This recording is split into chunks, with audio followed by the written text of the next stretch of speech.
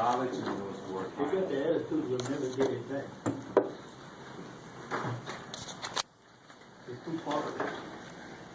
Too big of a nation to fight. Their laws don't belong here. I know, but that's what they think in their mind. No, but that's where we start from. Getting their laws out of here. That's what it's about. U.S. laws don't belong here. True. They don't have a treaty, We're an occupied country. so we shouldn't be using They have no U.S. laws. jurisdiction. Did they take the treaty and change it? Was there ever a treaty? Yeah, we had a treaty, they broke it. There was a peaceful treaty, Okay. navigation treaty. So has anybody looked at using their laws against them? That's what we've been doing. Without Without a treaty to annex the Hawaiian Islands from the Hawaiian Kingdom government, it didn't happen. It still didn't happen. They use a congressional act of the United States government to annex a foreign country when the Congress only has jurisdiction in their boundaries. So it's a thing. And has It's this, one of those Houdini type things. of course, that's what they're No, good it's at. corruption. It's blatant corruption, sure. Illegal, what they're doing. And shouldn't be doing it. So with Keanosai and them taking it to international court, what's happening with that, or do we even know? At this point, they're filing war crimes in the Hawaiian Islands under the occupied, as an occupied territory in the Swedish government. It was said like 600 Swedish nationals filed war crimes against the state of Hawaii in the United States for pillaging, illegally acquiring taxes without authorization. So that is what is moving in that direction. Welcome. Hey, this is Tim Reed. Yeah, grab a chair anywhere. Need more tables? And his name is Greg. I'm playing. And so it ended up to we went in contact with Jim and said, okay, so we join up and we will see what's happening. And it's, in the end, it's about to educate the entire public, so Kanaka Maoli, Hawaiians, and foreigners alike, about the sovereignty issue. And maybe also come together as a group with people who have already battled in court system and try to kind of like go into court with using the proper laws and failing there. And maybe to bring even in a different way a support group together for people who do that already, and this is beyond being a Hawaiian national with a lawful Hawaiian government or not belonging to any entity or whoever, because this is like an issue where we have to reach out and just have to reach out beyond our borders, boundaries as Hawaiian nationals with a lawful Hawaiian government, because it goes further in the end. So to kind of get something going again. So this is what came together here and where it's leading to, or where it will lead to. You have your ideas, I have ideas, we all have ideas. So, but if we bring them together and maybe with all the material everybody's gathered already over years, maybe we get something good together. Beyond our district meetings, beyond our district educational, to have additionally to that. So this is where, I don't know where we're standing right now. We all don't know Well, where we Tim go. went to court. Maybe you can share something, Tim, about your experience. I recently, Are you on here? my name's Tim Reese. Maybe we should introduce ourselves briefly here, or Yeah. where we're coming from, what our names are, just to get an idea. How we coming? You want to start with you, then introduce Yeah, yourself? my name is Timothy Michael Reese. I was flown here, not grown here, raised in California, San Francisco Bay Area. Been here about 8 years, accumulatively over 3 different trips, never leaving. This is my home. Finding out, came back trying to figure out what it meant to be Hawaiian. I was pleased, happily pleased, by now it's already been defined by our kapunas, and just fighting the fight that our kapunas fought, and just keeping that fight going and perpetuating the Hawaiian culture, keep my sanity. This way, or that way. What do you like? My name is Popa. I'm like the House of Nobles for Lawful Hawaiian Government. And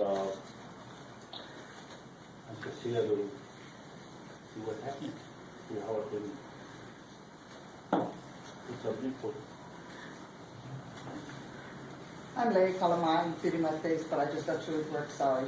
And my head's getting light. So in order for me to understand what's going on, I have to feed my face. But I'm very thankful for being here because it is true. We need to know history about what's happening with government as well as what's happening in our community and as well as our life, as well as our ancestors, what they left for us, why we're here, and how we can do things in a prosperous way and yet in a peaceful way of doing things. And that was my way of doing it. I'm born and raised in Honolulu, Oahu, and I moved here, and this is where I learned about my culture. If not, I would have had that Western lifestyle, not knowing anything about Hawaii or who we are and where we're from. So I'm very proud to be here, and yeah, I'm very interested in getting educated like everybody else. I'm sitting here. My name is Tirale Mahuiki. I'm from Haiena, and my family is from actually Kalalau. And I'm just a beginner, so I'm learning. I'm trying to take all this in, and so that way I know where to place myself. I know what to expect, what I'm trying, to learn from all of this. And I know now it's a difficult time, and I'm just trying to save what left of our island that we have, especially in the North Shore. Because we're surrounded by millionaires. I don't equal to any of that, and in our future, I feel like it will be lost if we don't stand, just to hold fast to what we have, really. So I'm just a new, trying to learn and to educate myself. Thank you, my friend. Clay? My name, you guys see my face on the papers and all, and TV and all that stuff. My name is James Alolam. I was led by the Spirit to take care of people and the children. They made me promise them. A few times they asked me in this vision that I had, and finally at the third time I said, okay, I promise. So now, that's all I dedicate my whole life to, is trying to save what we have left. Save our culture, save our people, save our land. And everything, every day is a wake up. Nothing is done, it gets further and further from our grip, and we cannot grip it no more. And we're almost there, we cannot grip it no more. So that's why I dedicated myself for 1 full year to make a meeting here once a month, whether to show movies or talk about sovereignty or talk about people saving their land and how to save it. Talk about the EVs. The most important thing of all is all the EVs. Once the EVs is removed, then there's nothing left in Hawaii. There's no culture, there's no people, there's no history, there's no nothing. But we need to save what we have left. So I'm just trying to say that let our grip not go too far, because if you go too far, it's too late, it's hard to get it back. So, again, I was led by the Spirit, and that's all I'm following, what the Spirit told me to do, was to save the people and the children with the knowledge and wisdom that He gave to me at night. Thank you. Keo Hukui Kauihana. I'm from Oahu, and I've been associated with the reinstated government from the beginning. Has a beautiful history, and I'm anxious to get to the next step. And I believe acknowledging war crimes is a big step. And I'd like to see more people exercising that. And that's why I have all this literature here. Department of Justice knows that there are war crimes here. So I think it just needs some more complaints filed to push us over the top. And that's what I expected today. For us to all understand what the war crimes are. And that U.S. law is not supposed to be here, which is the basis of all of war crimes.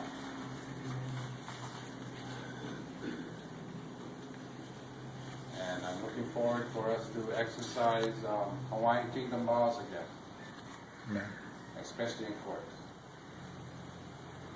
Thanks. I'm Susanna. I'm originally from Germany, and I came in 1998 to Maui from Germany. And little did I know about Hawaii, and it didn't take me that long to find out what is really going on here in Hawaii, and that I immigrated to the United States, but living in a part that does not belong to the United States. And it was never easy for me to live a life, so to stay here and live here as an immigrant in a nation what does not belong here, I couldn't really handle that part. So fortunately, I met people who have been involved with that time reinstated Hawaiian government in 1999, and I started to attend educational meetings on Maui. And I did learn that there is a government lawfully reinstated under international protocol, and that was my opportunity to say, if I wish to live here and I fought for Hawaii, I need to support. Otherwise, I would have no right to be here. And so I started to apply for citizenship in '99 already, and I fulfilled the requirements in 2003. So I'm considering myself under international law today as a Hawaiian national. And over the years, I have been always active.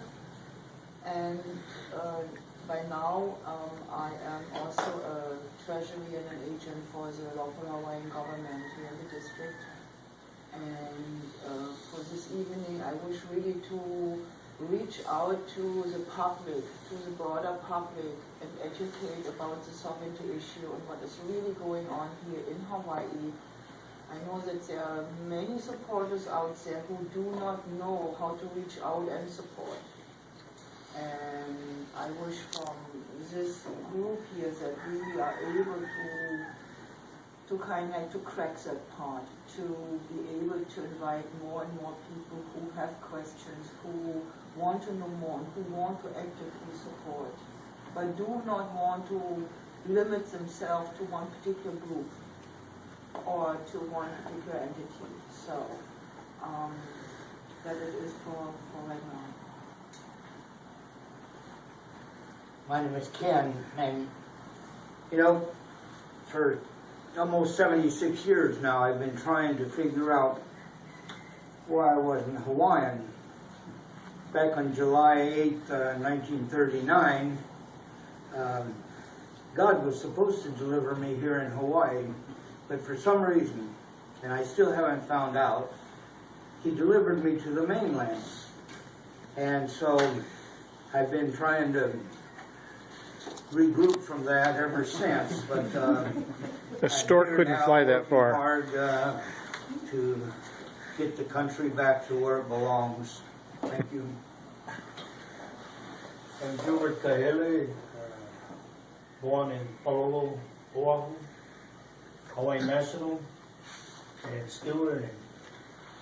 Mahalo.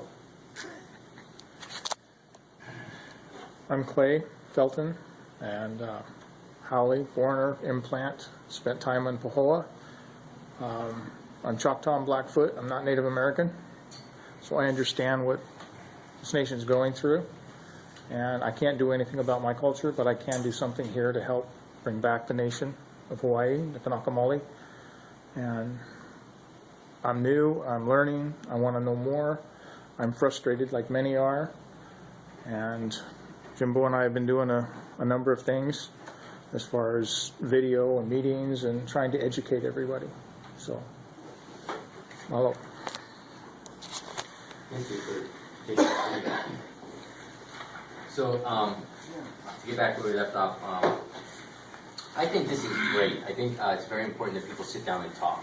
I think that is probably the single lacking component in moving forward is people are not talking about this. I mean, really, I'm just hoping at the end of my life to be able to actually sit down and have a rational conversation with another human being regarding the illegal occupation and the political status in the continuation of the Hawaiian Kingdom with an average Joe on the street. You can't do that now. I mean, people lose it. They revert into, psychological, behavioral disorders come into play, denial, and that's all understandable when you take into the 120 years. So really, I think the biggest and best thing we can be doing, regardless of your beliefs, I guarantee we don't believe on politics or agree on politics and religion, but just sitting down and talking about our lives, our experiences, I think is going to be the most helpful in getting out of this mess or bettering our situation.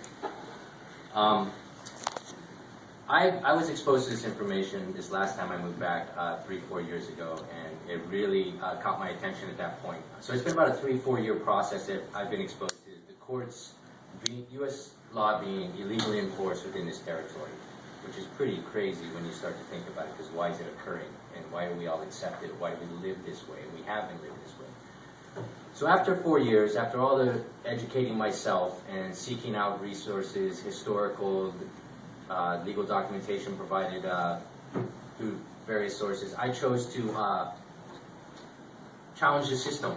I chose a traffic violation that didn't have any jail time, so there was no real repercussions that I was going to face, really. But I wanted to try. I was tired of reading this information on the internet.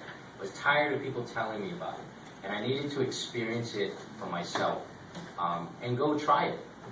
And because it's pretty profound what this information says, it's pretty mind-blowing. So I went and I presented the argument. I claimed my nationality as a Hawaiian, which I feel is my birthright. And on my first instance, I pled not guilty to the charges, went to trial, and I told the prosecutor I was going to question the jurisdiction of the court and the trial the next day. And he dismissed the charges of driving with no insurance. I think everyone should have insurance.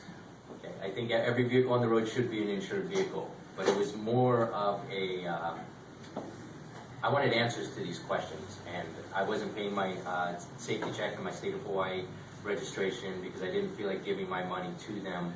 I felt giving my money to the state was funding the usurpation of my sovereignty, and I didn't want to do that anymore after understanding what this meant.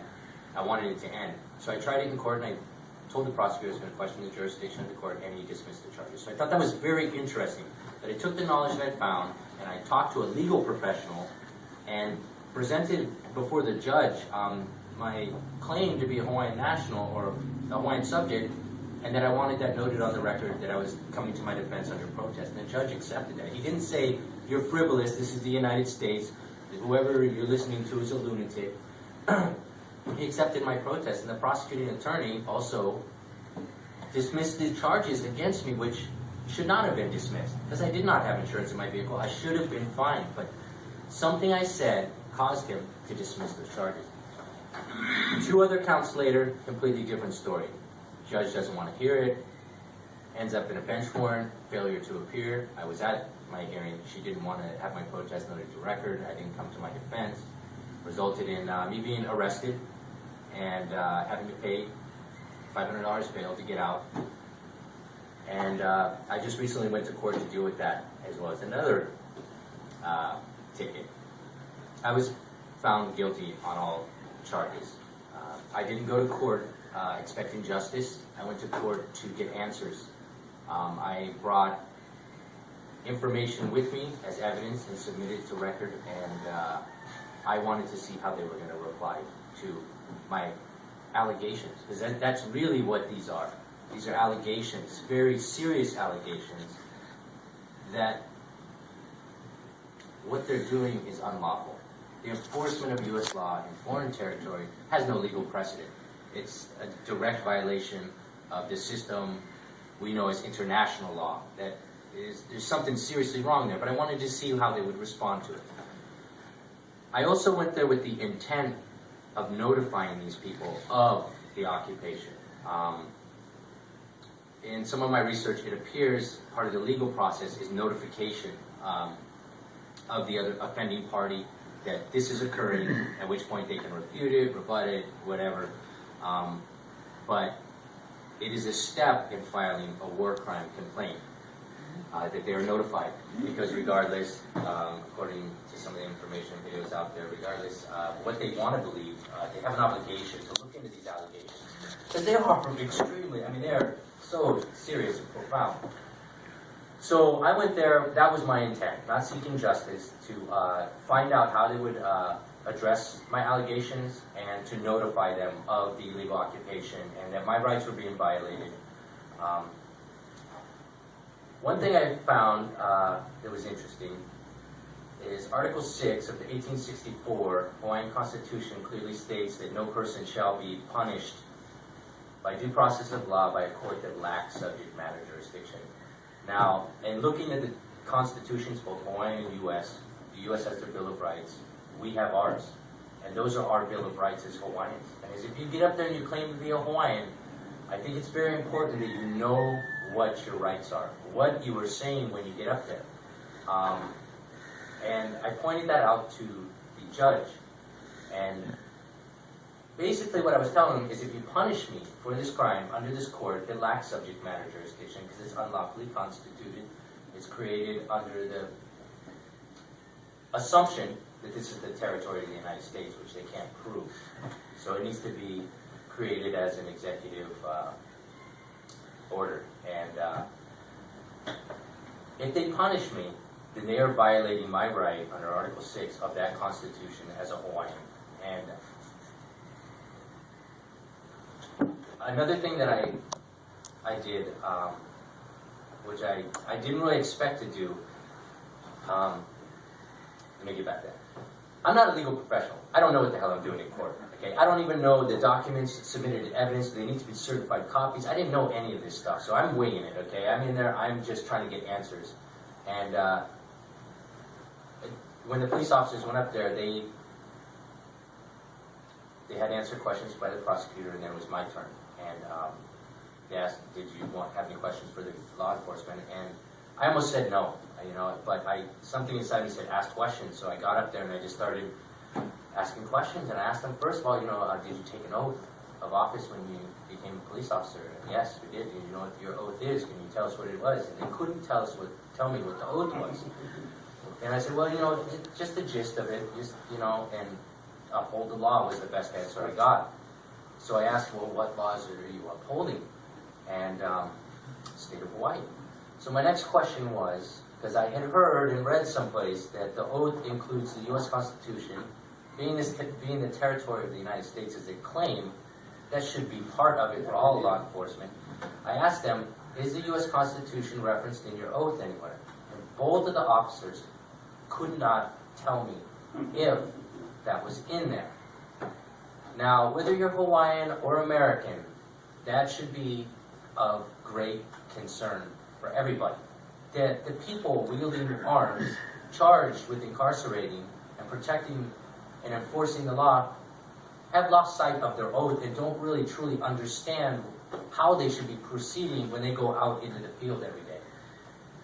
That for me was one expected treat to come out of this, because that's on court record. I mean, I could take that to the police chief and say, you got a problem within your department that you need addressed as a citizen of this territory.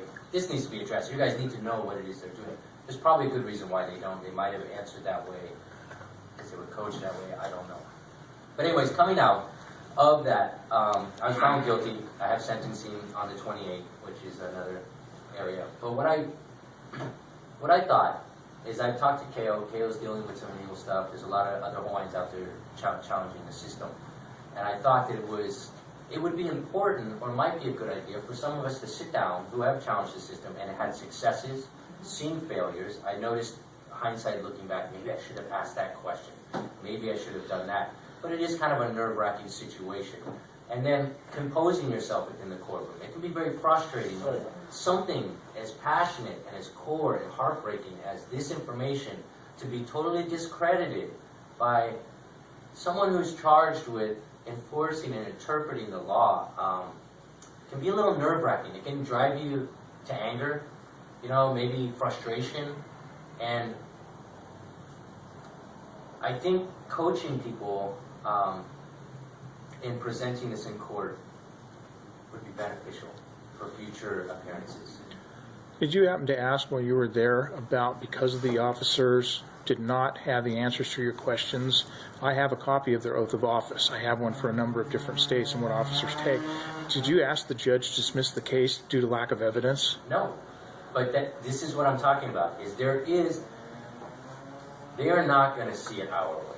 That is the bottom line. They cannot see it our way. Well, that's true, but that's using their own system against them. There's technicalities that in situations like that. I think there are technicalities that you can catch them, and that might be a perfect example where they would have to be forced to dismiss the case. Of course, they're not going to, I think, on some types of charges, but this is a traffic citation. Nobody was injured in my citations. I wasn't speeding. It was simply my... You were injured. My stickers were... Your time, your dignity, and everything else was taken to court. You were injured. So there was an injury. As petty as that may sound, look at their law, you were injured. Yeah, I understand that. Okay? And so this is the part I get frustrated with. The Kanaka Maoli, we have laws. We're not being able to implement them. We're going to implement them against their own laws. We use ourselves against them. Because really, in reality, those guys were no good. Yeah. I They don't were. know how to explain it, but that's why I think talking about it is really important. It sounds like you have a little more knowledge on that subject. Well, I'm not an attorney either. I just worked for 2 judges. Oh. And they'd always said, you want answers? Go to the law library. That was a mistake. Not that I'm good at it or anything, but I know how to read. Yeah. And my thing always to the people that I went up against, well, it says right here in the book, what's the court's interpretation? Because I'm interpreting it this way. And when a judge tells you never to come back to his courtroom, you must have done something. Yeah. And that's why I think it's important that we're talking, is because a lot of us have strengths and weaknesses, and I think we can actually make a difference in talking about it. I was thinking that by psych education, this is a very important issue, and maybe we are able to bring a group together to just do that. Yes. And maybe even create an association or whatever is needed, kind of like under coverage, where we can bring in more and more Kanakas who have experience or not, can reach out for help, maybe can even get donations and grants or whatever is possible. I mean, you have some experience, we all have some experience, why didn't it work, and what laws are applied and what didn't apply. The questions that were asked, Yes, things like that, like exactly. you mentioned. And help each other to also to prepare. Yeah. One of the I mean, not everybody is alike. I know that you're very confident going into court, but still knowing that you don't know what you're doing, right? So others go in and they're all of a sudden they are charity blank, and they cannot apply all the wisdom they have already properly. So to find a way where we can support. That's one of the things I've noticed, being a Haole or foreigner, that one, Kanaka Maoli don't like to talk to a lot of foreigners. Fair enough. But a lot of Kanaka Maoli don't want to talk to Kanaka Maoli either. And so I see a lot of division within the culture itself, trusting whom, or because they work for such and so on. And one, we've got to get them to be able to, anybody, to believe and have trust in what's happening. We're always going to have people that are going to debate it and argue with it and everything else, and that's just normal. But we need these cases. I've heard of a number of people being in there, and you're right, it is intimidating. I've been in a court for a number of times. At one point, they recognized my Hawaiian Kingdom driver's license, and then the next judge came and he did it. Right. You know, so the thing that I find out is that in their courts, you gotta be found guilty beyond a reasonable doubt. Right. So we need to learn how to put that reasonable doubt in there, you know? So we can exercise that right under the Constitution. So, like, one of them is the treaty, you know? You demand to see the treaty, a copy of the treaty, anything.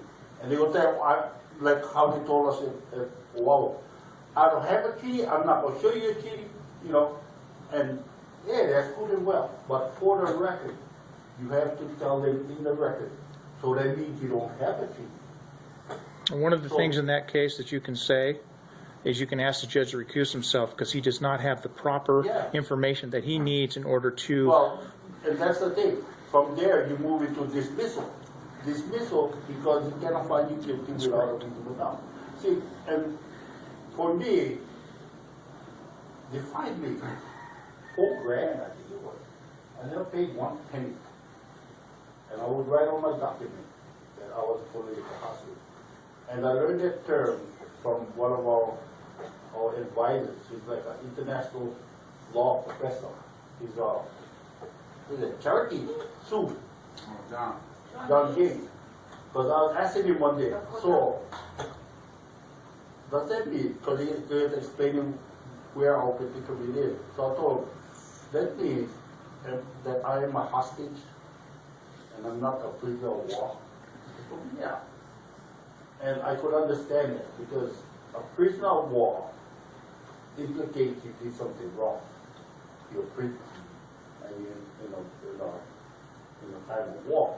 But a hostage is like a kidnapper. So when you put that on your document, and the judge will, I'll fine you $10 million. Is that my ransom? Put that on a record. Is that for my ransom? You know, I don't think it's a joke, but now you got it on a court record. And one thing you can say too is you do any and all of this under duress and protest. Oh no, that's how I signed my document. Political hostage. Before I used to just sign it under duress, but now I sign it under extreme duress. Yes. You know, and then it could be under super extreme duress. You know what I mean? But the thing is, as I was explaining to some of our people, as a hostage, now they're holding you for ransom, which you're going to pay, and you're still going to be a hostage. You're never going to be free. And I told Matsuoka one time when I was in court for contempt because I didn't show up. And he told me, oh, what happened? I don't know, forget it. I don't know what the thing was. You know, I said, we got all that. So he gets a clerk to bring the document. And he goes, is there your signature? Oh, yeah, that's my signature. Before he could talk, I thought, well, if you look above my signature, this document is signed under duress. And under black law, any contract under duress is not a void. Right? So what they do is that they reschedule you for another company, and they give you another judge, you know, and it's on a war again. So, you know, and that's the thing. But now with these war crimes, these are totally different. Now we give a Trump card. And I was telling Lena the other night that if the United States believes that we are the national, then we, as Hawaiian Kingdom national, assumed to be United States national, can file with the Department of Justice war crimes because they don't have a treaty. Now, if we're going to file, you know, we can discuss this with Henry and all that, right? And if we file, they will say, oh, you guys don't get fired. You guys not national. You know, we got to catch them with our catch-22. You know, either we are or we're not. You know, if we are, then we're pushing for it. If we're not, then what you bother us about, you know. So we got to find scenarios that can act like a double-edged sword for us. Right? One of the things you said earlier in reference to the Hawaiian driver's license that I know many of you have, why isn't there a monthly education on becoming Hawaiian national and the paperwork and teaching people, just like you do when you become a citizen in the U.S. You go through certain classes and prepare yourself to do that. Why hasn't that been started here? To help more people get ID to claim clout, as I see it, power that you can take to court. We have been doing it, but the problem is they don't see any real tangible results in the court. So they're just like, they're kind of spooked, right? Well, I won't drive around with this license, I won't, you know. Well, I understand that, but at the same time, We did this, and we even invited, or we had our Minister of Interior as a witness in court to state that he issued lawful users licenses, that our nationals are licensed. So, and in the beginning it was like we are not existing, and now the argument is when we bring proof we have our oath of allegiance, we have our IDs, we have all this is our citizen papers lawfully issued by a lawfully stated government. They come now with the argument, well, now it's not about that it's not existing anymore, now it's about it doesn't matter what national you are, as long as you drive on state of Hawaii streets, you have to have a state of Hawaii driver license. So they say, maybe you can be a Hawaiian national, but we don't care because you're not our national, so you do have to have our license. then my comment to them is you're occupying my territory. We are Yes. going by our laws. You are Yes. not. And even, like I said, we have to prove only a reasonable doubt that they have to act on it. We ask for the proper title all the way back to the overthrow, and we ask for all that, and they are just shining us off. So in the end, it looks like what we're doing right now is not getting the justice, but Recognize. it's about like exhausting domestic remedies to prove that they don't stop. So this is what it looks like. Really collecting proof for the oppression and to exhaust at the same time domestic remedies. And when they are all exhausted, then you can go into the international arena. That is what's going on right now, right? Exhausting domestic remedies. And my next step is actually to file a complaint with the Swiss government. That was my reason for notifying them. I'm going to notify them, I'm going to accept my sentence, and once I've been sentenced, I am going to file a complaint with the Swiss government. Have you contacted Kianosai about that? No, but through their, in his videos, he's provided all the information, the departments to contact, and I can do that on my So own. are you a Swiss citizen? No. And, But he claims that they have universal jurisdiction, which I will investigate and research before I go through that. If you go to his website, HawaiianKingdom.org, I believe it is, it has a lot of that information there. Awesome. It talks about it because he's working with this gentleman who is from Switzerland who occupies a house on the Big Island, and he got arrested for not paying his taxes or his note or whatever. I have the full series on this. Kianosai just refiled for him in January, and looks like he's going to win. Yeah, I have no doubt. well, I mean, the thing is, we can take that document and file it with the State Department of the well, United it States. has to go to the Pacific Missile Command first. A copy has to go there. It will go to a copy to the State Department, and then to the Swiss government. That way all responsible parties have been informed. But under the court system, they aren't even, you should actually create a situation where you end up in court, I think. Already been there. Oh, okay. Walked You- out. you tried the Hawaiian I argument. left. You tried the Hawaiian argument. Well, Talk I didn't about have to try to an argument. I was found not guilty, Oh, so I didn't have any place to go. The one with mine one, all their fines was told, they couldn't collect the fines. They kept sending me, the collecting agency, kept sending me papers, I told them over. And then they got me for contempt, and I paid the $500 for the contempt. Then I went to court, and it was dismissed, and they gave me my money back. So, Right. awesome. Why does it have to go to the Missile Command? They Because are it's the occupied- military, they're an occupied. extension of the executive branch here. on the occupied nation. Under the laws. Okay, so then we're really under military control then, aren't we? It should be a military government, is what it should be in place, military courts. And I say that because Iran and Iraq and Palestine and all those places that America's in, they have to go by their That's laws. exactly right. Okay, why are we not enforcing that here? That's exactly right. So, the reason for the war crime complaint is because in Switzerland, they only have, how many? Like maybe 10 complaints there. the Swiss government, if we started filing all of our unfair trials, violation of my human rights or my Bill of Rights, and on every traffic, every instance, every Hawaiian starts filing this, they're not going to have this little stack like this. They're going to have tables of stuff, and that's what they need to see. They need to see, because I'll tell you what, I don't think they're going to jump in this game if we don't even know. And by submitting those and their tables filling up, they're going to realize these people are aware. We need to go help them. They are asking for our help by filing these complaints. But right now they've got a small little staff, and you're going to go take on the big dog and start bullying, pushing your way around for a small stack of paper to restore a nation. You know what I mean? So they need to be told, notified that we are aware of our rights. We do know that our nation is occupied, and I think that's my way of contributing to getting that moving. Well, the thing about it too is that the treaty is the number one thing of the whole thing, because they don't own the highway. Show me the treaty if you own the highway. Well, see, that's my whole thing. That stops them from everything. And then, Right. you know, when you go to court, what do they say when you're in the front of the judge asks you, you know, what you're drinking and all this and that, are you coherent and this and that? Did anybody force you? Yes, because you have to sign this paper. When you have a ticket, you don't have to sign a paper. That's what we've learned. You do not have to sign a paper, because when you sign any paper, you're saying, I'm guilty.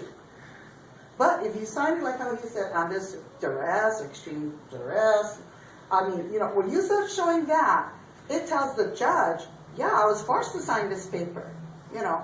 And then when it goes into a higher court, each time it's going up, like how you said, adding up the paper, it's showing that we are being embezzled by them, using our own money, racketeering. And that's true, but remember, everything. we're having to play in their field at this point because they do control so much. So you take that and you use it against the bully. A stack of papers is good, but the little things, the ants that irritate your feet are just as irritating as the bat that hits your head. Okay? They're going to irritate me more than that bat. The bat's going to knock me out. So, like he's talking about, the more they get in there for the littlest things, to me that's just, let's annoy the hell out of the courts. That's exactly right, because there's probably more in the last 3 years that have showed up talking about Hawaiian continuity of the Hawaiian Kingdom, or, you know, I don't know. But if we can flood their courtrooms with these cases where every other guy is talking about this, it's going to be like ants. They're going to get tired of it, you know? It's going to eat, and maybe... Fire ants. Yeah. It's like what you said when I went in for my family. Oh, I'm sorry. Well, it's fine, but to come back to floods and deaths, right? I had the same thought, because if there's one letter coming in, like when we sent to the International Criminal Court and to the Pacific Command on your cases, this is just one piece of paper. But if there are hundreds, and maybe even it is supported by an association, and there are members behind, and growing numbers behind, and we flood and flood and flood and flood, it cannot be ignored anymore. And this is, and what you said, Switzerland, Pacific Command, maybe even International Criminal Court, to flood them. And I want to know what this prosecutor of the International Criminal Court will do one day if he has, or she has one file on the case, an individual helplessly sending something in, not even properly filed, nothing, like, well, this is really a desperate cry for something. But if there are hundreds and hundreds and hundreds of cases, I think it cannot be ignored over time. Well, and that's the thing. Remember, it's not going to be just one, or not all. It could be that tiniest little thing, the traffic ticket that gets the attention. Yeah. We can take old cases and send them back in. There's no reason why some of the stuff that has gone on before can't be put back through the other source now, because it hasn't been filed in Switzerland. It was just filed here. One lost, whatever. File it through there. We're filing this because. And other things too is the filing. You cannot just write things and send it in, because we learned that in court. You have to do it in a professional way. It has to be done professional. Because when these judges and everybody look at that, it's like, On the side, on the side. So those steps can come down really Well, see, low. the great thing about that is they provide all those forms for us for free. Well, they do that. I mean, when we did our paperwork, they told us it wasn't right. We had to do it the right way. Sure. We had to learn ourselves to correct ourselves and get educated on how to fill out these forms and everything. And I was like on the internet, just trying to get everything together, and, you know. And then, like I said, I always use the treaty. And when I presented it to the judge, she says, this is my office, her court. She does not have to give anything to me or show proof of anything. Then I told her, well, do you understand what you're doing to yourself? And I looked at the attorneys, and you folks understand what's happening here, what's going to happen to you folks, what you folks are doing to us? Realtor, my cousin works in a realtor office. And when you buy land, what did they say? The very small bottom lines when you can't be real good. When the owners, original owners come back for it, it's between you and them. It has nothing to do with the real estate office. That's correct. So it shows again, America is just working their way and just trying to rip off everything that you can get. Through over 180 of us that went to court, and I fly in every month to Honolulu for my court hearing.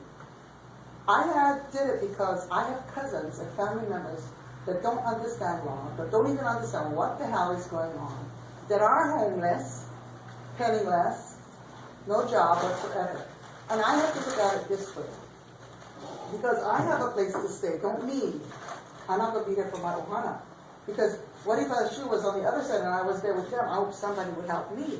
So that's what I did. We did our researches and everything, checked with our Minister of Interior, got all the applicants, put our heads together and wrote out everything, gave it back to our minister. Minister would come back, you know, giving it everything.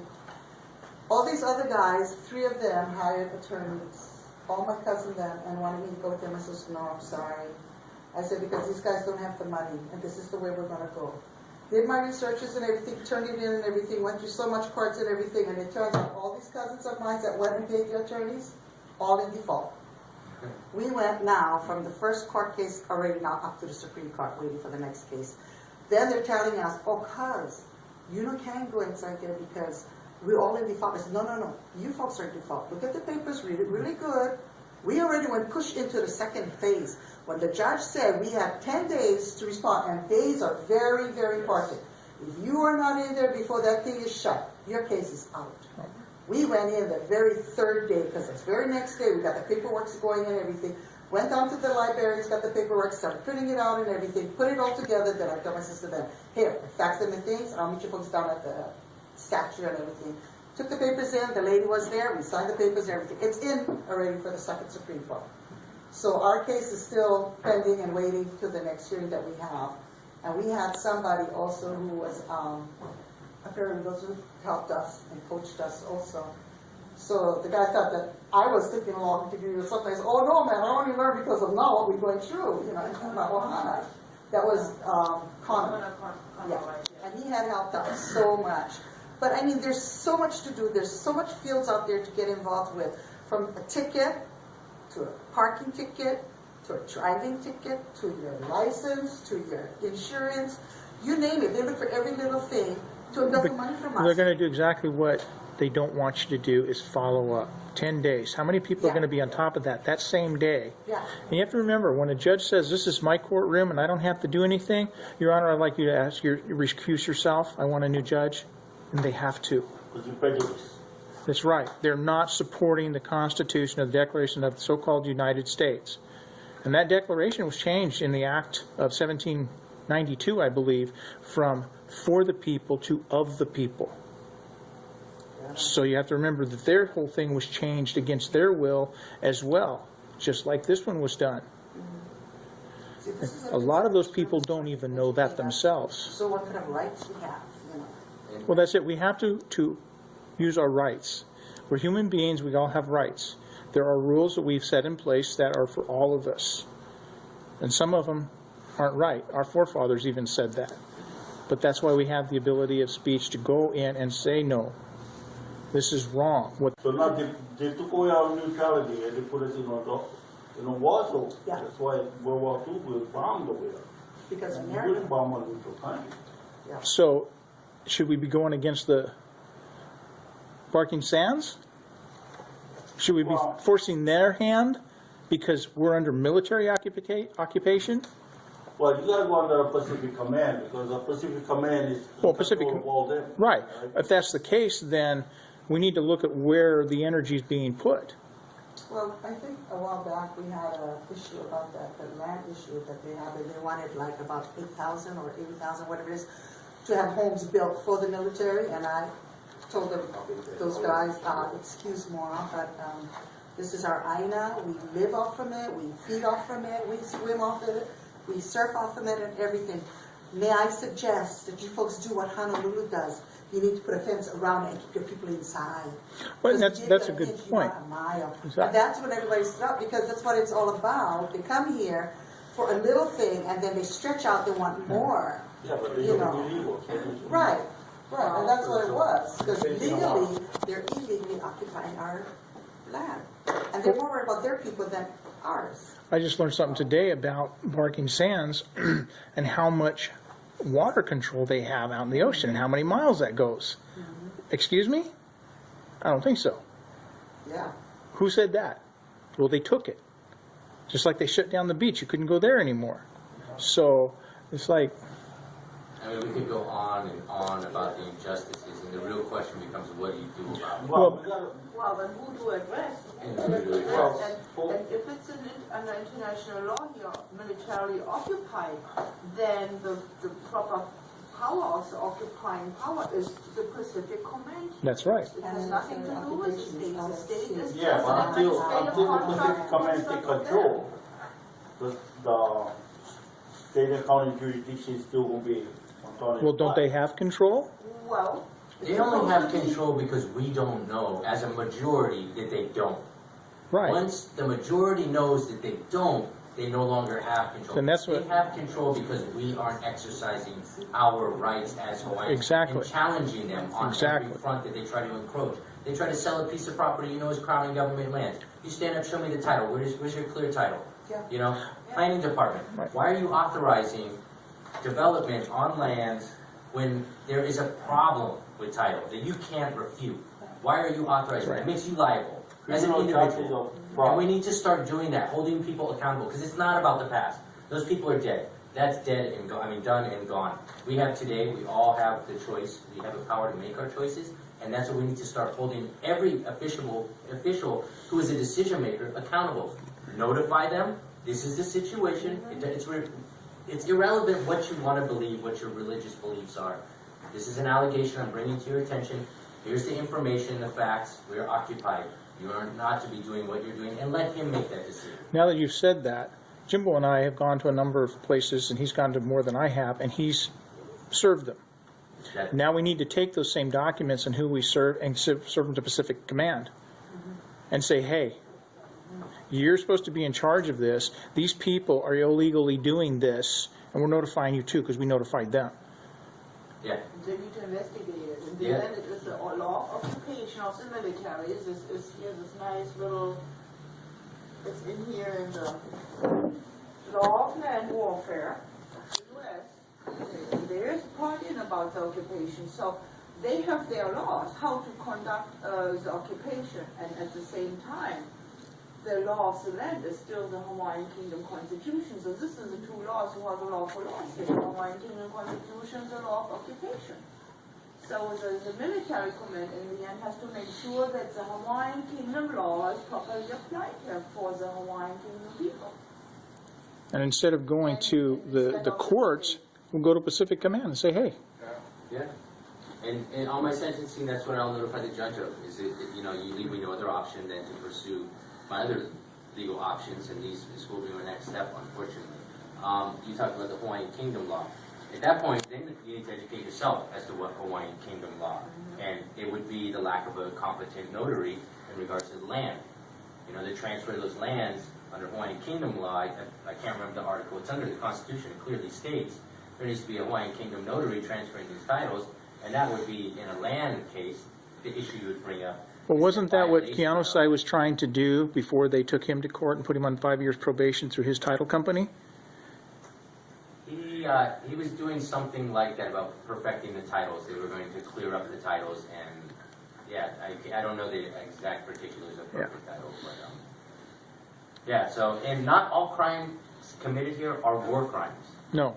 There are civil and, there's civil and penal codes for the Hawaiian Kingdom. Now, Yeah, but not under one occupied state.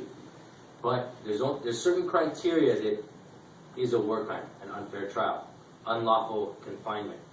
When I was arrested, I was unlawfully confined. That technically was a war crime.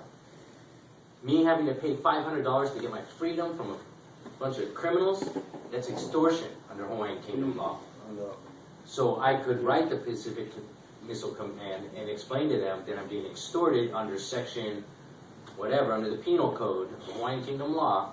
This is what's occurring to me, as well as this war. Where is that Hawaiian Kingdom law? What's that? Where is that Hawaiian Kingdom law you're talking The about? last would be the 1886 session laws, Penal civil codes. penal codes. HawaiianKingdom.org has it. They do. Yeah, they have me listed on that. Okay, because I think that's something that needs to be available to everybody. No, most definitely. That's part of this process, is giving everybody. Because if it's there, I've downloaded it, I guess I just didn't see it, because I like that information to put out in front of people, even if you don't understand it, it's not the point, to know that there's a law under Hawaiian Kingdom law that says, here it is in statute. You can also download lots of things. Well, you know how they write the law. You know, you gotta reread it, because it's got, you know, razzle dazzle like stuff inside. But one thing I was bringing up with the court was that, because they say they don't recognize the apology bill as a law, which is a joint resolution of the United States. So, if that's the case, the annexation new land resolution is not a law. Because if one is illegal, the other one is illegal too. So, but they recognize the new land resolution because they occupy our country. So, you know, that's a catch-22 that we gotta find out how to bring it in front of them. But they don't even recognize their own Act 359. I don't even What think says they need to go to the apology that resolution as the far Hawaiian as supposed to proceeding right with the case. self-determination. I think that gives them more avenues to distract you. Without the taking new land down different resolution, roads. they don't want to do it. No. That's what how That's they right. So even coming back to that, they don't use or they don't recognize federal law here because it's the state of Hawaii. They don't even recognize their own state of Hawaii laws. And that's what it's starting to look like in their actions, is that they are ignoring the connection between the federal government. And I think the federal government, at some extent, is actually separating. allowing them to do it. They're saying they're not part of us. Without saying that, you can't say that because it's going to freak everybody out. But I think that is what's occurring here, is that they are not bound by the U.S. Constitution. They are, in fact, self-proclaimed.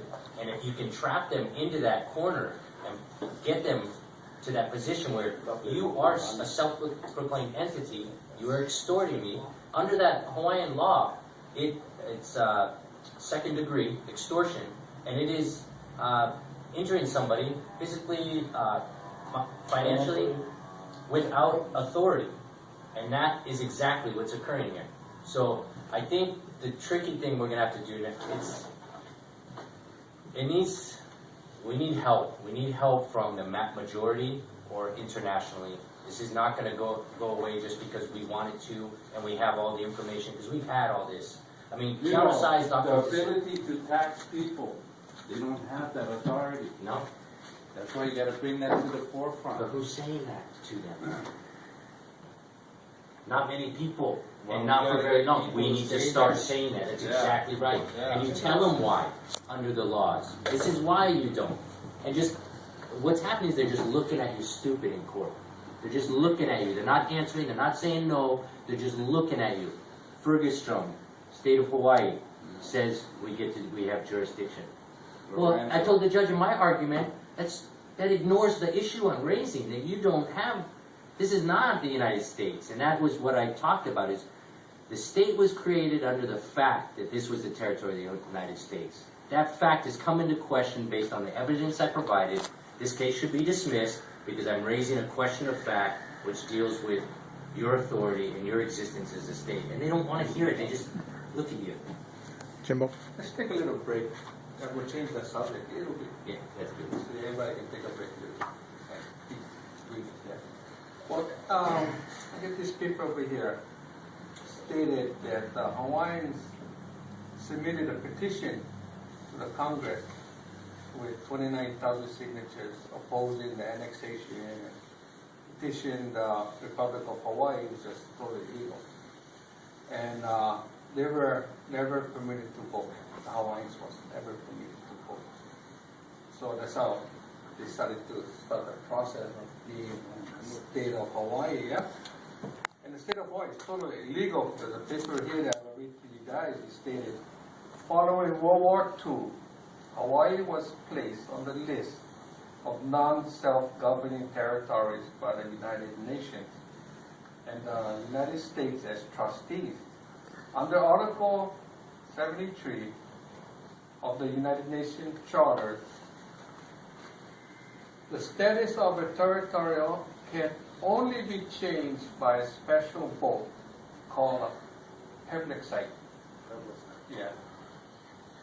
Held among the inhabitants of the territory. The plebiscite is required to have 3 choices on this ballot. And these 3 choices was the one, originally I have the paper right here, the ballot of the statehood, 1959. And I'm going to tell you guys the 3 choices, and I will pass this paper around. You guys can get the 3 choices that they put on the original ballot. So the first choice is to become part of a trustee nation in Hawaii, case that meant to become a state. The second choice was to remain a territory. And the third choice was to require Article 73 in the United Nations Charter as an option for independence for Hawaii. That means no longer being a territory of the United States and returning being an independent sovereign nation. And so there was the 3 choices that came from the United Nations. Yeah? So here on this paper that I'm going to pass around, the 3 choices that I just was asking was never on this original voting paper. So how can the state of Hawaii say that they're legal? They're not legal because the 3 choices was not on this original ballot. You want to pass it on? And there's something on the top was the Admission Act. Yeah. And the Admission Act was an act to provide for the admission of the state of Hawaii into the Union, right? So, and it says the Act of March 18, 1959. And it says here, being enacted by the Senate and House of Representatives of the United States of America and Congress assembled, that, subject to the provision of this act, and upon issuance of the proclamation required by Section 7C of this act, So now I go to Section 7C, okay? It's really interesting. Luca pointed it out to me. Section C. Where's my Section C here now? Damn it. Sorry. Section C is coming. Section C. Okay, so in Section C it says, and a little bit further down, upon the issuance of said proclamation by the President, the state of Hawaii shall be deemed admitted into the Union as provided in Section 1 of this Act. So, you know, like in the beginning it refers to Section C, now we go back to Section 1, right? And now we look and look and look and search and search and search, and there is no Section 1 in the Admission Act. So how can authority? So they don't have authority. It is even in the Admission Act, there is no Section 1, what gives the authority. This is another point what needs to be pointed out.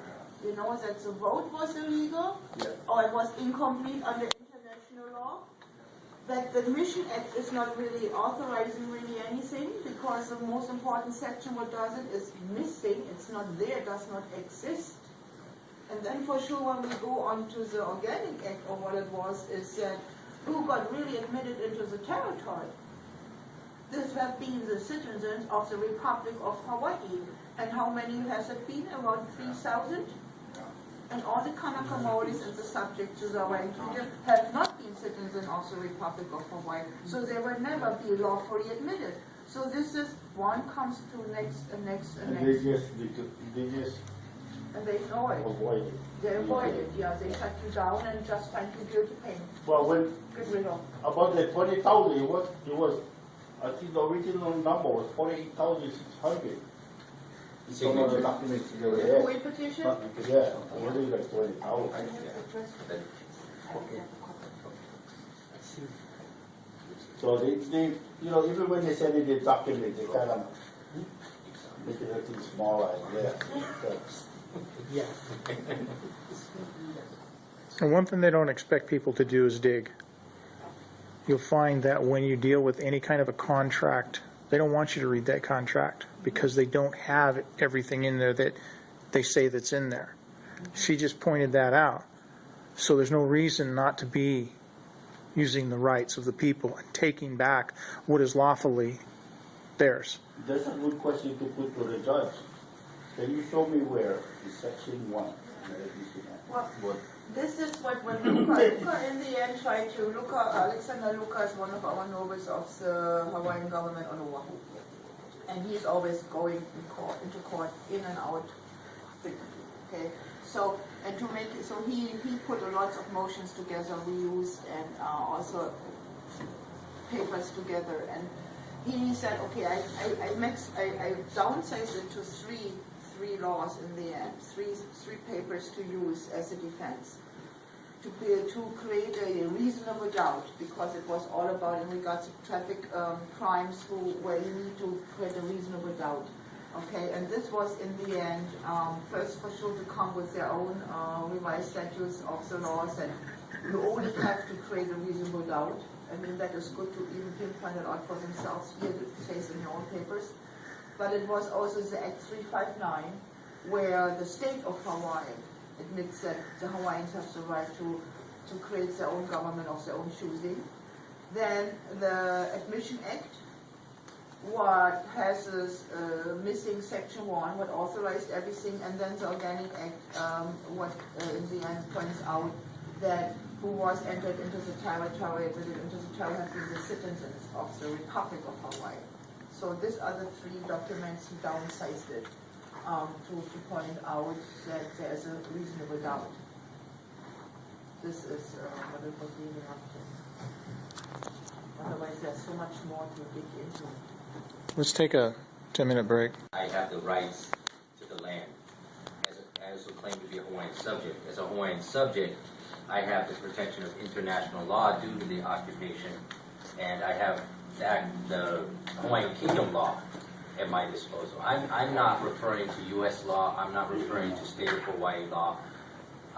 Based on my research, legal professionals have put the best legal argument for it, and they're getting just looked at. There is no movement. So if the best are going for it and getting nothing, there's not much I can do. I see movement occurring in the international arena, and having, for the first time since 2014, we have the option of filing these complaints, whereas before that wasn't an option. We didn't have this option. Now we have an option to fight legally on an international level. So that's where I focus on mainly. If the state of Hawaii is in fact lacking authority, if it is in fact a self-proclaimed government, if it is in fact a private entity acting like a government, and you go and try to assert claims and rights before this entity, let's be real, it's the 1%. They're going to do what they want. They're not going to hear your arguments. They're going to go through the process. They're going to take as much money out of you and time out of you as possible, and they're going to find you guilty at the end. And Well, that's what we're seeing. And that's why it's important for us to understand that when we you know, put our writings on the paper, we don't sign our signature, we put a political hostage under extreme duress, they cannot collect the money, then it's all.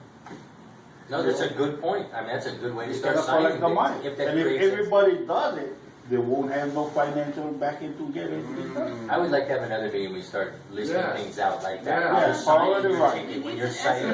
know they're going, You know they go besides the shack you public anyway. Education, we needed extra to just for that. Independent from public education. I'll remember that, definitely, because somebody mentioned being a political prisoner. You're not a criminal, and you get incarcerated, you're not a criminal, you didn't break any laws, because you're not lawful, you are a political prisoner. But the hostage is a better term. So, but it's along the same line, so I would have to read Well, this definition. the prisoner is the insinuation they did something wrong. Yeah. I understand that, I'll definitely. Hostage is a kidnapping. One more issue to bring up. In regards that the Swiss government was addressed about the war crimes here, correct? So the Swiss government had a treaty with the Hawaiian Kingdom, right? Right. So while they have not been the only nation that had treaties with the Hawaiian Kingdom. So what about is to maybe address more and more nations who had a treaty with the Hawaiian Kingdom with the same issue? Maybe we find other nationals, as an example, Germans, what I would not really address because the German government is not a sovereign government, so I would not deal with them. Netherlands, Denmark, But Sweden other countries who have are ones that have treaties. So maybe there are other nationals of theirs who are living here Yes. and committing war crimes by not knowing what they're really doing, but it can be pointed out. So to open up another little... Well, I have a situation where there's a Belgium company from Belgium here, and they are affecting my property by spraying glyphosate on it. And the runoff is going down into an area where I have ava and piper nigrum or black pepper plants, and now they've just injured I won't eat those. I won't be using that ava for my tea. I won't be eating that black pepper because Make it for them. I could potentially write that government Yeah. and tell them, explain them, provide the legal argument and say, you have nationals within our territory that are now polluting our aina and Yeah. spraying gross amounts of this chemical. Unlawfully. And it would be wonderful if they don't even allow glyphosate over there. That's correct. Have you filmed them by chance? No, but it's definitely, it's in the works. I'm monitoring their activities and taking pictures, but. But a side question. Can I have a star of your black pepper? Definitely. I was looking for something like that. Couple generations between you.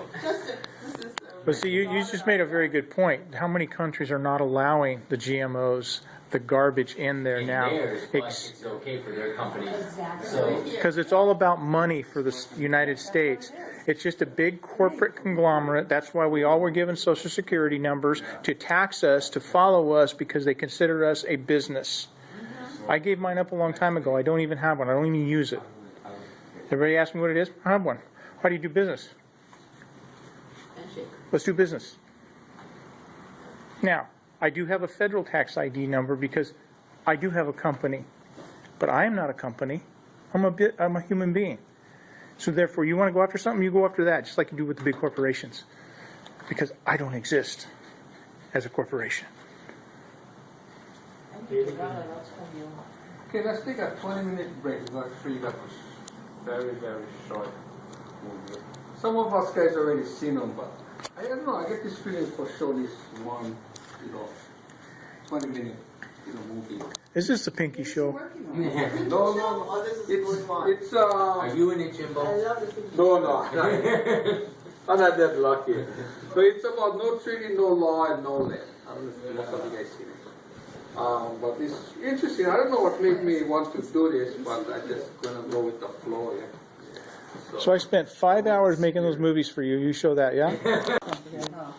So it's signed into law on Act 195 that formally recognized Native Hawaiians as the only indigenous, Aboriginal, Maori population of Hawaii. So that was it for this one. So, he recognizing, like formally recognized, but yet they don't follow their own laws. When we get to court, it just show us guys out. Yeah. And under this U.S. occupation that I found real interesting, I always ask the question, how was the county guys created? They created it because of the occupation, and this is when they made the territory of Hawaii in 1900s. So they created actually the county. But it seems like the county owned everything, the way how they act. They actually didn't own anything. And then over here, another interesting thing that I found out. In one of the laws they put over here, the laws of Hawaii related to public lands, stated that the Hawaiian government, in conformity with the laws of Hawaii, between the 7th day of July 1898 and the 28th day of September 1899, are hereby ratified and confirmed in said laws. The land patent shall be substitute for royal patent. See, they make up their own laws and just like throw nowadays out the door. But right there is stated, the royal patent is royal patent. You cannot sell them, you cannot trade them, you cannot do anything with them. And if those people that with the royal patent, it's called the LCAs, the Land Commission Awards, it's all royal patent. That, if it's still here on the property that this hotel stay, the people still own the government, because if there's no heirs to this LCA, Land Commission Awards, it goes back to the government. If there's no heirs to it. Question? Well, on the LCA, what they did was change the thing to a land court award. You know, it's like they try to manipulate this thing for the people who really walking around in the blind. But when we understand that, you know, they're using the same basic, like the letters, right? But they kind of switch them around. Clarify me. So, under the U.S. occupation, they created land courts that Hawaiians go fight for their rights, Land court their award. entitlements. So they got the deeds and whatnot. They got to go to the land court. Yeah, And they're right. calling those awards after that has been decided LCAs.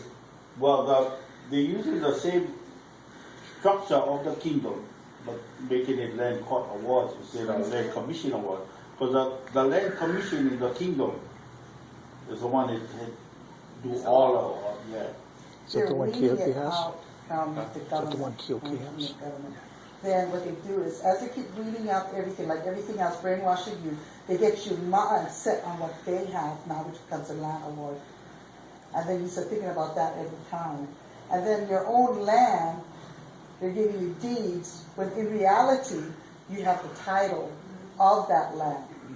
So it's a monopoly game that they keep playing on the mind and on the people. It's like the word Hawaiian. It's not a nationality, it's an ethnicity, Yes. right? Yeah. Because there is no nation, right? It's the same concept, LCA, land court award. Eventually, 10 generations, there was no land commission award. It was a land court award. Look. So yeah, it's all about erasing our identity. I would like to bring one example up of Keoki. Keoki Pu'oi. He has in his family the royal patent of land what is now is a National Tropical Botanical Garden down on the south side, yeah. So, and what I understand, and I can only repeat how I understood it, so it's not his words, is that he has a royal patent. So he informed the National Tropical Botanical Garden that he has the proper title, the royal patent to the land, and they do not own the land. And that what I understood is what he did is he noticed them of the fact, and he noticed them too that from this day on he's charging them $1 million rent or lease a month. What they pay or not is not the issue right now. The issue is that later in court, when it comes to the rights and to the laws, they have documented that he is requesting these from them, and they have to pay him later.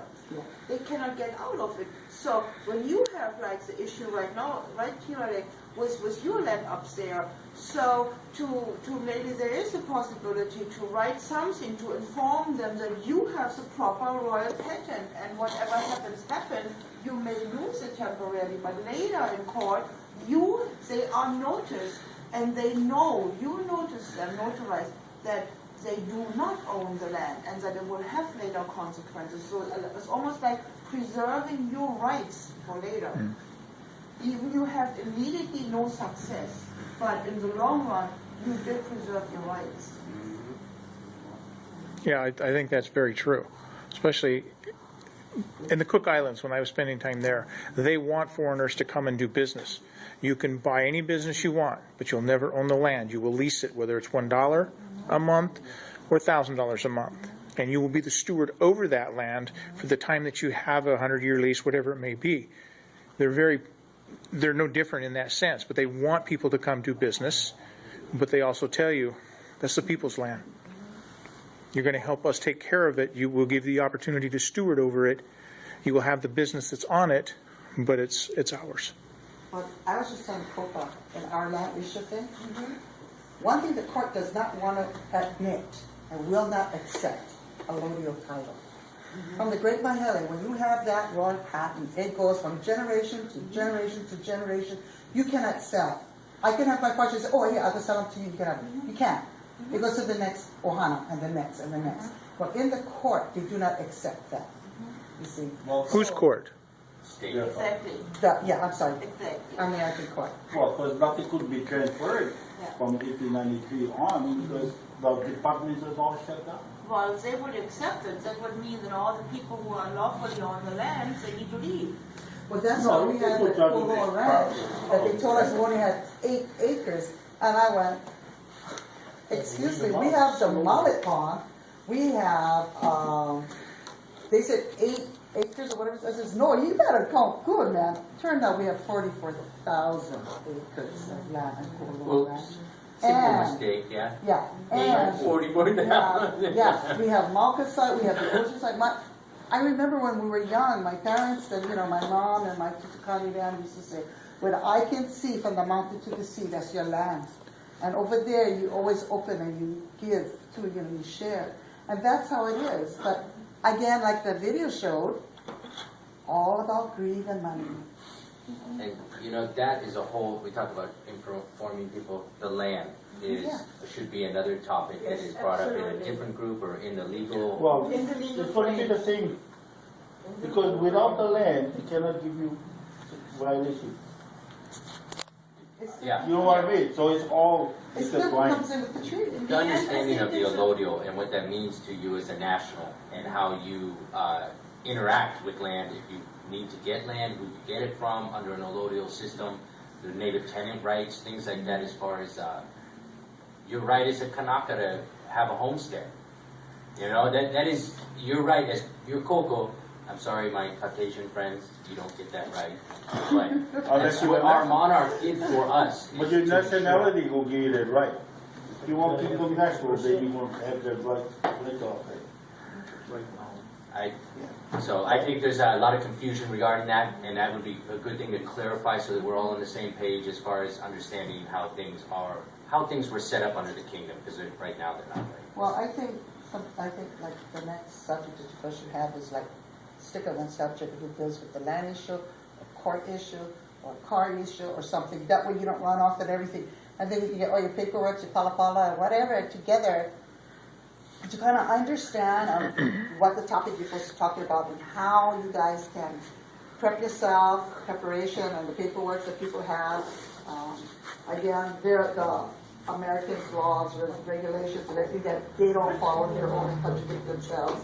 That you show them in court and they can't answer, yet this is your law that I'm giving you and you're telling me I'm wrong, I'm giving you your own law. So it's good to kind of like prep yourself on whatever next class that you guys have. In the strategy, use their law first, and if that doesn't work, then yeah. Well, then at least we exhausted domestic violence, right, before we go No, but any further. you put in them on notice. Yeah. Pretty much, because you're telling them that they're committing a crime, and they're ignoring it, but they're committing the crime. So now you get the evidence that on the court Exactly, record. that they were noticed, and this is from them, it's a So completely thank different you for ballgame. more evidence. Well, that's why we're here for educate, yeah? So now what we learn here, we can go out there and tell our friends, hey, you gotta come and listen at least. Yeah. Well, what you should do is, you're on your Couple more Hawaii thing, meetings. but if you're a computer or anybody who knows, have friends, they can text them, they can go on the internet, and they can open up to Facebook and Instagram. Well, see, People look at that, and That's a lot of that's what we're doing. We have 4 Facebooks.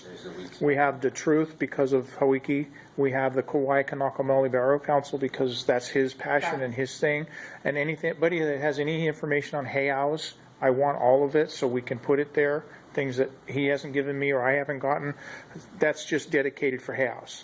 The Truth is for things we're talking about now.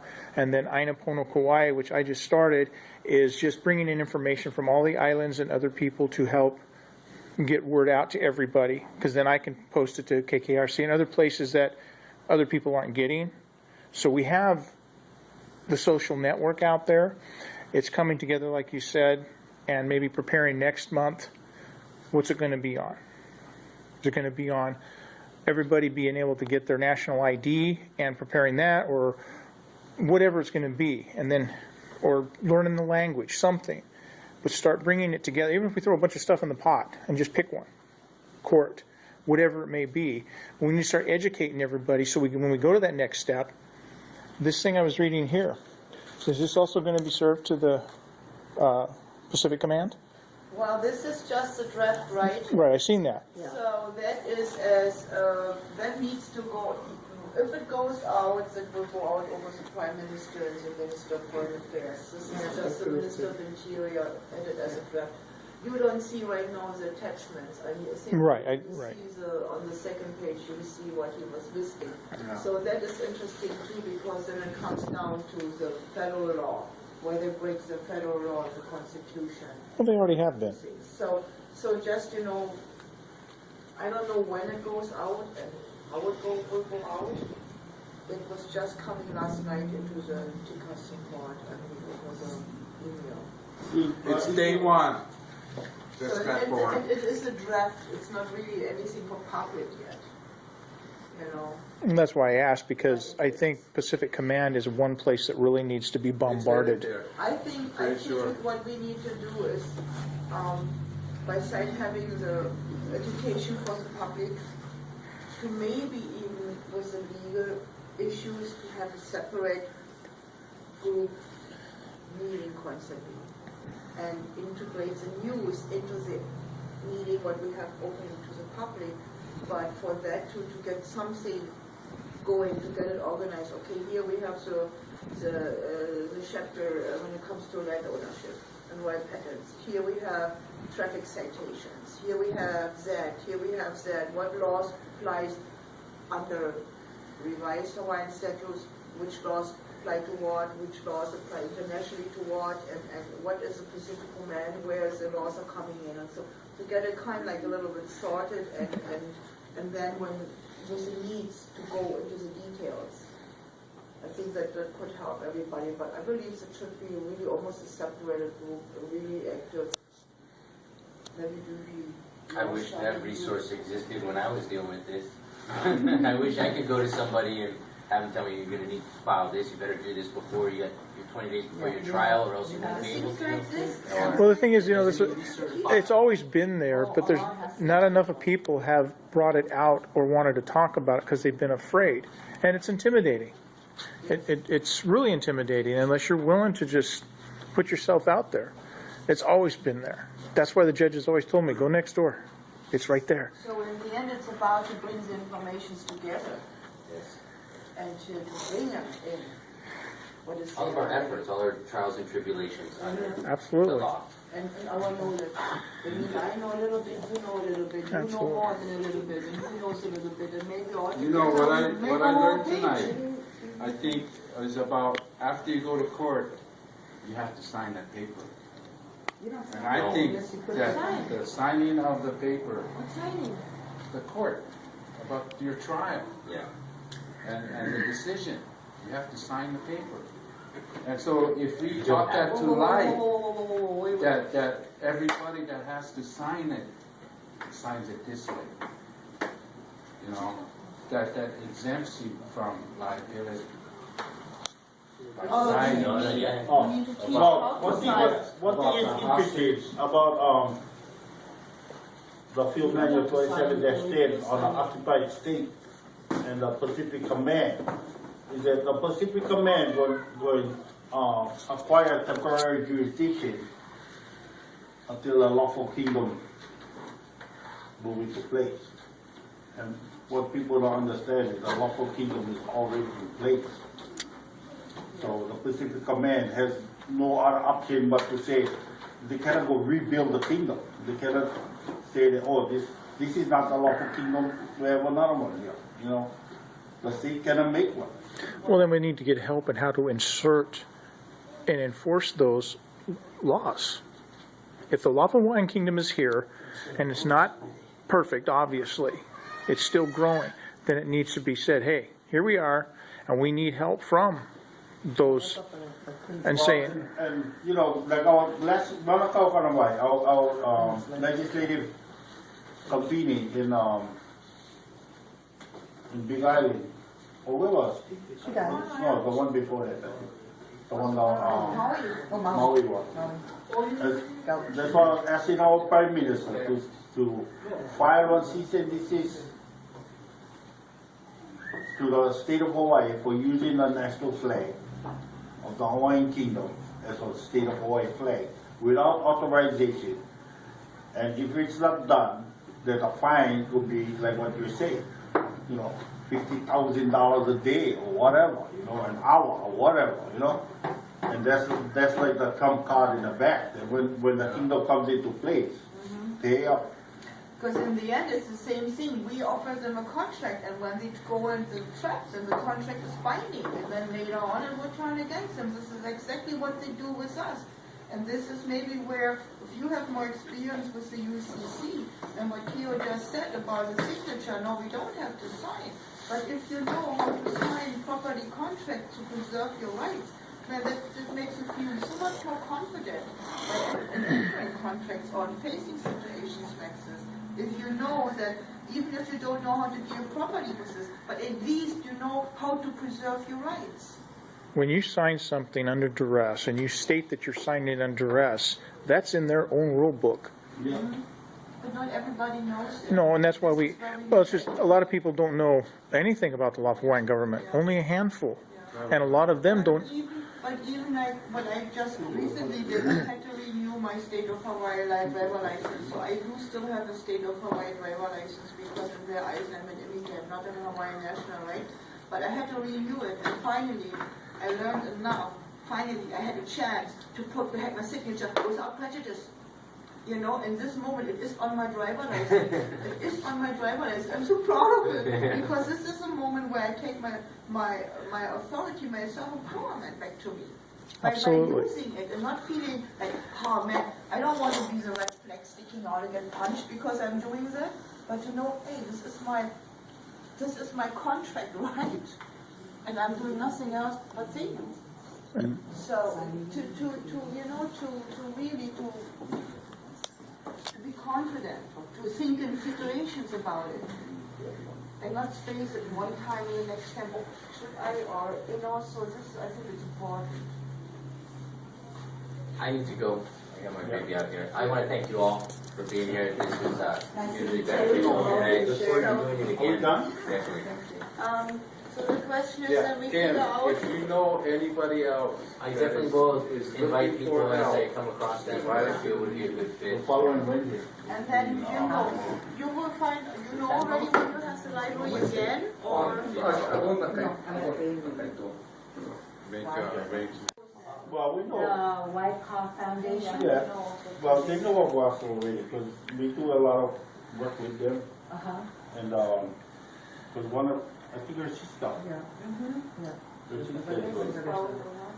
So. Yeah, okay, goodbye. Okay. I'd like to share something into my research. U.S. Constitution, Hawaiian Constitution.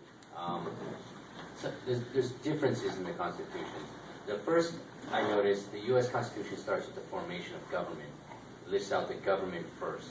The Hawaiian Constitution begins with the rights of the people. The Hawaiian Constitution came after the U.S. Constitution, so you could almost see an evolution of constitutions where they looked at the U.S. Constitution, the British Constitution, and our kapunas came up with their constitution. It is probably a better constitution. Well, one thing you need to look at, the American Constitution was changed from we the people to the government. And when was that? Back in the 1700s, the Act of, Maybe your Capone is caught the out. 17 of Act of 1792 changed the words of the Declaration, you know, from of to for, from for to of. And so you're making a very good point, because I've read the Hawaiian one too, and it's right. And the other thing that appears in the Hawaiian Constitution, which could potentially be one of the reasons they want us out of the picture, is everything is for the common good. Yeah, So exactly. when was the Common Hawaiian good, regardless Constitution? of your ethnicity. And we need to keep that in mind as we move forward. And this is also an issue to dig into this. What I learned is, and I can't be wrong, is that before the Great Migrating was done, there was research done all over the globe in different nations how their property system works and is created. And that knowledge gathered together to find a solution individually for the Hawaiian Islands and for the people, for the common good. And this is where the Lodio title came And they in. did it. And how is it, and they did it, exactly. They did it because they learned and they researched first what is there and what do we need to avoid to have a problem, what is appearing in other nations. We got lands, we got the position of the monarch, we got position in the House of Nobles, we had a voice in government, and we were always going to be allowed to be Hawaiian here. Regardless of the flood of foreigners come, they could have control of land like the Cook Islands and whatnot, but that is what our kapunas did for us, and we need to remember that. We can't forget that as we move forward. I'm That's where here. it is, but America is here because we are the pickle of the world. When Import was the and Hawaiian export. Constitution That's what it was. made? What's that? When was the Hawaiian Constitution I'm made? referring to the 1864. And the reason I'm here is because I'm being denied a fair trial. I'm being denied my right, my native tenant rights. And I'm being denied my political rights. When I vote, I'm voting against a tidal wave of foreigners that put these people into office. My political rights as a Hawaiian, when I vote, are wiped out, null and void. I don't get to elect the people who run this Well, place, and and that's the biggest problem we That's face. part of the war crime, that they brought all That's these, exactly right. they had offset the crime by bringing all these people into the Hawaiian Islands. And that's a war crime itself. This is a right war there. crime. I just want to mention that because to me those are really important. If you don't know what you're fighting for, good luck. If you don't know what you're fighting against, good luck. But They keep like you fighting. said, we can all read. We can all read, right? And it's out there Well, to read. and So it's really important to really clarify things. I know that there are many people out there who are supportive and who want to do good and help. And the question is just, lots of times they don't understand how to approach the things or from what angle how to see that. I had a situation, just an example for the end here, where a lady came over chicken booths and she was so enthusiastic, she had so much experience with non-profits and money flashing or whatever. She wanted to help the Hawaiian people. So she was thinking of buying all the land on the big island where they want to do the observatory or whatever, and then buy all the land and then give it to the Hawaiians, to some Hawaiians to take care of it. And I looked at her and I lost it a little bit. I'm not losing it off much. I lost in that moment and I got really, really sharp on her. I said, girl, you are not a part of the solution, you are part of the problem. You think you mean good by buying stolen land to give it back to the original owner. Now what kind of thinking is that? I said, you know what, when you would really start to do good is when you stand in front of the Capitol, when you stand in front of the courthouse or whatever, or at the airport, or at the realtor office, and say, stop lying, stop selling Hawaiian lands, and stop applying U.S. law here. When you have the courage to stay at the street corner and say it out loud, and to go to every American here and say, stop lying, stop living a lie here, stop doing this, then you start to help. But not by thinking about buying the land, having the deed, and giving it back to the Hawaiians. I mean, the whole approach showed me that as good as she meant, with all respect, okay, the whole thinking is completely off. Well, it's because they haven't been educated into what really happened and why. Exactly, and this is Mahalo, where we Kale. Mahalo, are. everyone. Mahalo, Jim. See you next time, Tim. So, but this is where, the people who want to help, we need to really re-educate them. Well, somebody like her, if she's got that kind of money, put it into the organization so it helps us fund this room, fund a camera, fund whatever, a flight over, whatever happens, attorney. That's where that can help. So I get one thing to say. This is the kind of people we're facing today. When I got arrested on March 29, 2015, then there was an article in the newspaper about us guys. It says, protesters arrested at Walua Beach. That was for the ahu that they removed when we was protesting. And the article, this guy named Andy Anderton, he's a school student. Just the mentality of his thinking from this school student. He says here, for the Hawaiian right activists, I can tell them that this battle they cannot win. And all he was doing was fighting for our, ahus not to be destroyed. But yet over here he also said it would bring a much needed boost to our island economy, and everyone on the island would benefit from a place to have a morning jog or an evening stroll. They're talking about the bike path. Because we had the ahu right on the bike path and they destroyed it, yeah. But this is the mentality of all the young people, how they've been brainwashed to get them away from the culture.